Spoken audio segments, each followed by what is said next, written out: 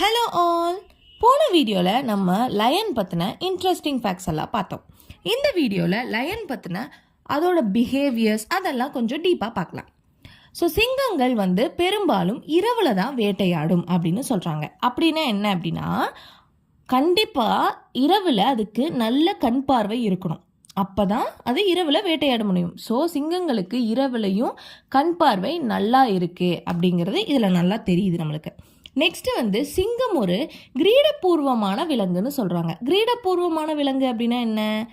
நிறைய நாடுகளோட சின்னங்களிலும் நிறைய நாடுகளோட கொடிகளில் இதுலையெல்லாம் சிங்கத்தோட உருவமானது பதிக்கப்பட்டிருக்கு.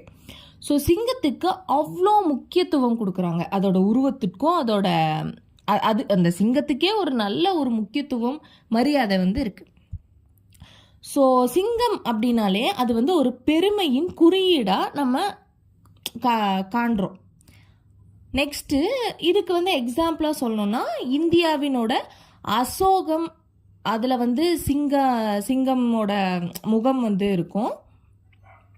அந்த மாதிரி நிறைய நாடுகளோட கொடிகளில் சின்னங்களில் இந்த மாதிரிலாம் நிறைய இருக்குது. சிங்கத்தோட முகம், சிங்கத்தோட உருவத்தையே பதிக்கிறது, இந்த மாதிரிலாம் இருக்குது.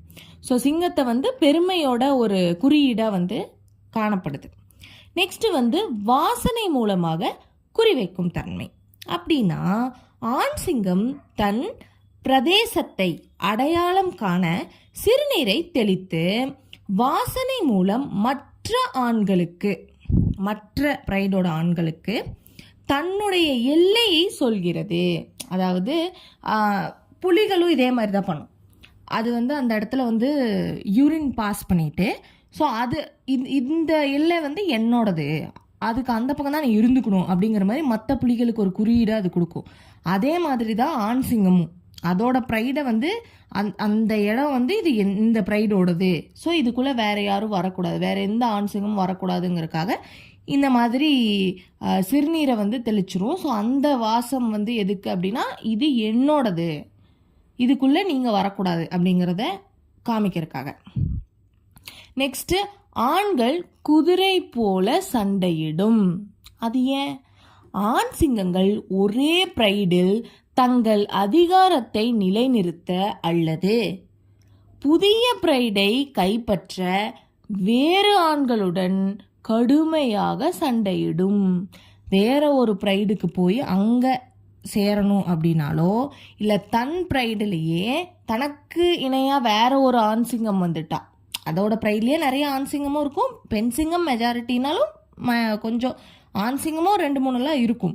ஸோ அதில் யாராவது ஒருத்தவங்க இல்லை நான் தான் இந்த ப்ரைடோட தலைவராக இருக்கணும் அப்படின்னு சொல்லிட்டு ஆல்ரெடி இருக்கிற தலைவரை அது கூட சண்டை போடுறது, இந்த மாதிரியெல்லாம் நடக்கும்.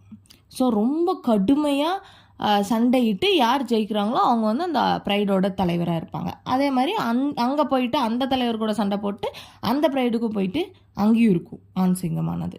ஸோ ஆண் சிங்கங்கள் இந்த மாதிரி சண்டையிட்டுக்கும். மிகவும் வலிமையான குரல். சிங்கத்தின் குரல் பூமியில் உள்ள மிக சக்தி வாய்ந்த விலங்கு குரல்களில் ஒன்று. அதன் கர்ஜனை 114 டெசிபிள்ஸ் வரை இருக்கும்.